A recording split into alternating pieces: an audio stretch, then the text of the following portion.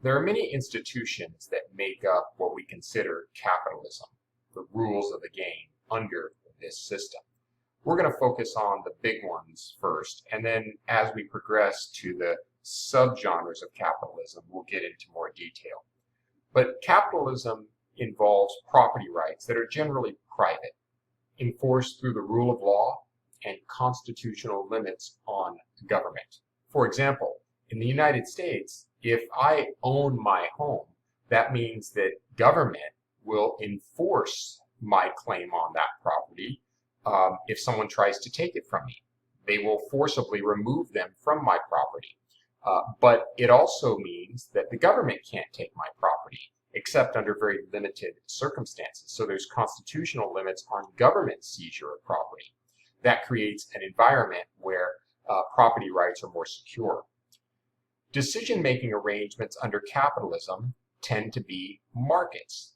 That's why we often say free market capitalism. But markets are a way of deciding how resources are allocated, and simply put, it means that consumers and producers come together voluntarily in markets in order to trade, and that automatically creates an allocation towards some goods and away from others, guided by the invisible hand, right, and a laissez-faire government policy.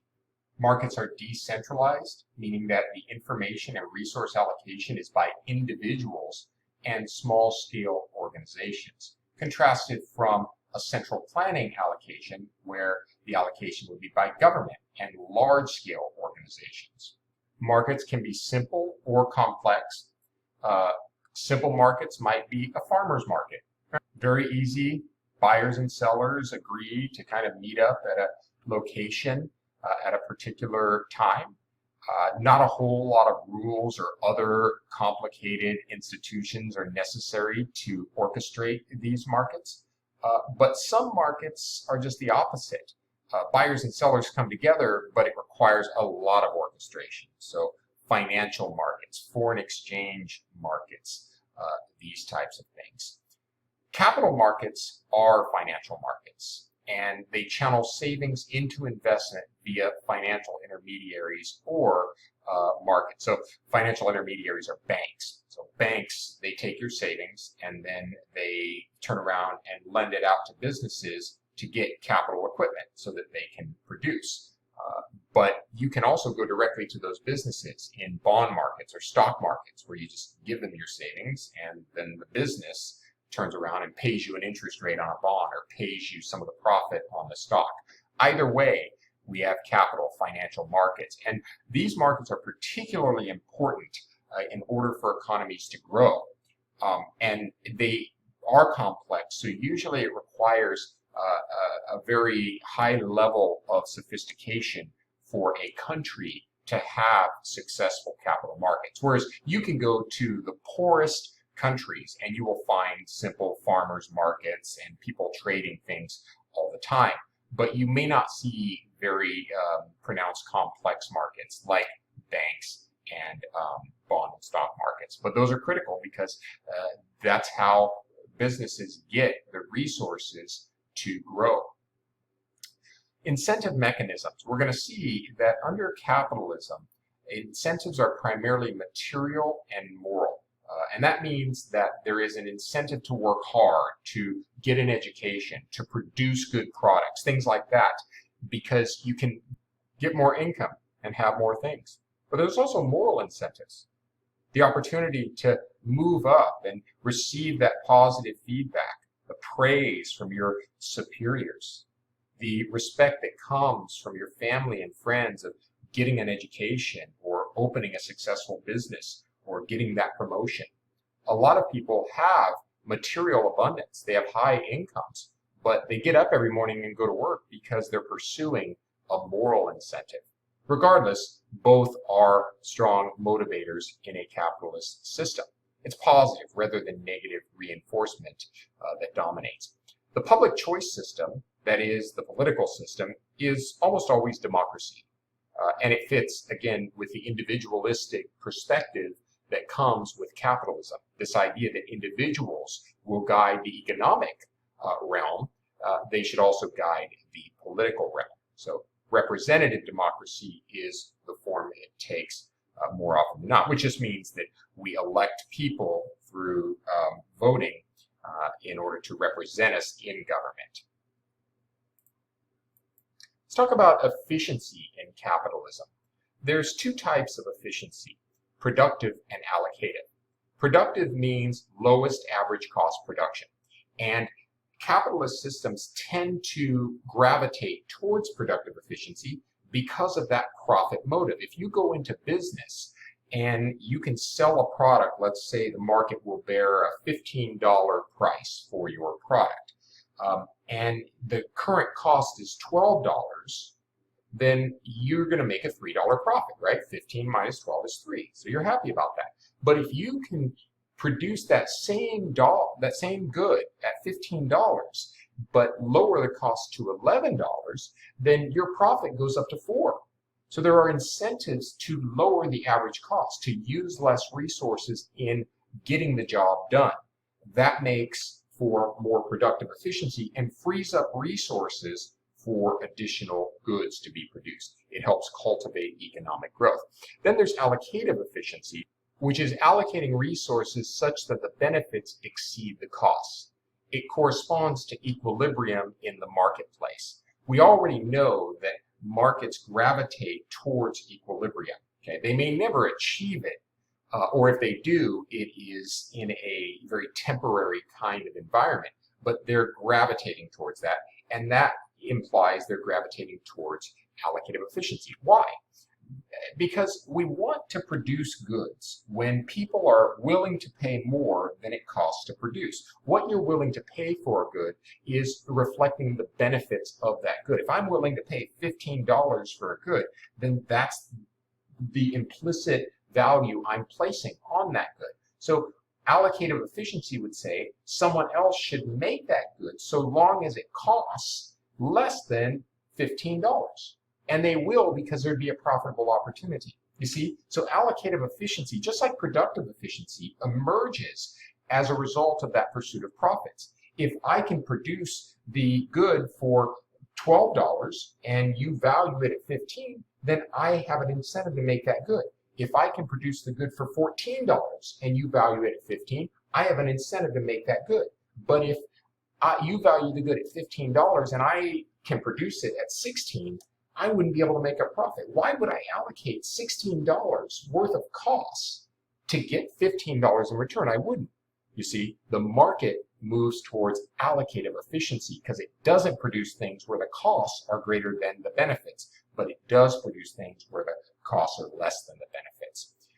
Deadweight loss is any loss of efficiency for society. It's any productive or allocative efficiency. So the belief is that capitalism and markets cultivate a minimal deadweight loss. It's always going to be there, right? Whether you have socialism or capitalism. The question is, are there incentives in the system to move us towards these two types of efficiency and minimize deadweight loss? Okay, efficiency. Capitalist systems also create information. Information is like a good, right? We need food, we need shelter, we need clothing, we need information. And we use the information to make better decisions about all of those other things. I gave you the example before that, we have Yelp. Well, Yelp is a business that provides you information about the best restaurants to go to. So that's created through free markets. But there's other examples. If you're going to buy a car, you might want to go online and research a Kelley Blue Book to find out what that car is worth before you go and make offers on it. The point is that we need information and the market has the capacity to create it. They also generate information in the form of prices. The prices are the most important information that is generated. Yes, we like Yelp, and yes, we like, Google and all these other sites that allow us access to knowledge and information, but prices are a part of that. Because when you see that prices are going up, you know that there's a shortage. And that drives you to buy less of the good and producers to make more of the good. Basic supply and demand, but that helps fix the shortage.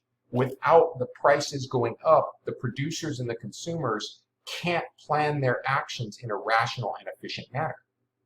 If you have a surplus, right, prices go down. And that leads buyers to buy more and sellers to make less. And that's what we need to happen. So the price, again, serves as a signal, an information signal for producers and consumers to plan their actions. And it's all automatic. That's the key here, is there is no central planning of allocation of resources to create information. It just occurs. In some cases, however, markets may fail, and that opens the door for state intervention. Even someone like Adam Smith contended that markets can't produce everything. There will be gaps, issues, and the state is an important part of filling those voids. So he's a proponent of a government, but a limited government. Let's have the government do what it does best, and let's let the market do the rest. Protection of property rights was one example we discussed. The market doesn't do that naturally, but it's a necessary foundation for us to have the market produce other goods. You're not going to have a large-scale production of food, shelter, clothing, and computers and cars if there is no protection of property rights. So the state emerges to provide that through national defense, by the way, national defense and policing, and that in turn corrects the market failure, allowing for other things to get produced. But there's other examples where the market fails. Monopoly is one. This is the emergence of a single producer of a product with limited or no good substitutes. Pure monopoly is very rare. What is more common would be a handful of producers, a small number where competition is limited and there aren't a lot of good substitutes. Oftentimes this is called oligopoly, where the firms almost collude together to act like a single firm.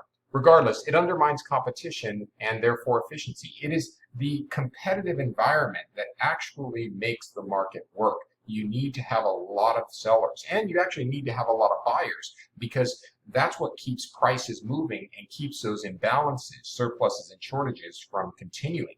It also keeps the quality of products higher and keeps the cost of production lower. When you remove those competitive forces, you get a whole host of inefficiencies. And so the solutions to this could be government, could also be the market. Let's focus on government now. One thing the government can do is they can regulate and set mandates for particular businesses. They just take over management of the business at some level. We do this in the US with a lot of utility companies. For example, SDG&E, even though it's a private company, it is highly regulated. So they're effectively told that they have to produce a certain amount of output, and they're told how much they can charge. We don't do that with the corner donut shop. Do that with the local grocery store. But in some industries, they're deemed so uncompetitive that the government gets involved. And this brings up a risk of what's called regulatory capture. This is when the regulators, the government, actually start to favor the interest of the monopolist rather than the interest of the public. Because what you have is this symbiotic relationship that forms. The private business is pursuing profits, but now they are being managed to a certain extent by the government. So that private business has an incentive to kind of feed the government what it wants, a lot of benefits, so that it creates regulations that are in the best interest of the business. You may have heard how insurance companies, for example, often write the very legislation that they're going to be subject to, or how the banking industry, the big banks, get together and they lobby Washington so that the laws that are passed are commensurate with their goals. That's regulatory capture. And the risk of regulatory capture goes up as we impose more regulation, ironically, because regulations increase, compliance costs for the business increase, and that makes it less likely that smaller businesses will be able to coexist with the bigger businesses. Let's face it, if, for example, McDonald's is told that they have to spend $10,000 to install some sort of worker safety device, well, for McDonald's, that's no big deal. They'll install the device and they'll continue to exist. But the smaller mom and pop burger joint, that may bankrupt them. And consequently, the small companies go away and the bigger companies get bigger, which gives them more influence over Washington and ultimately increases the likelihood of regulatory capture. All right, we'll pick up there in the next video. Thanks.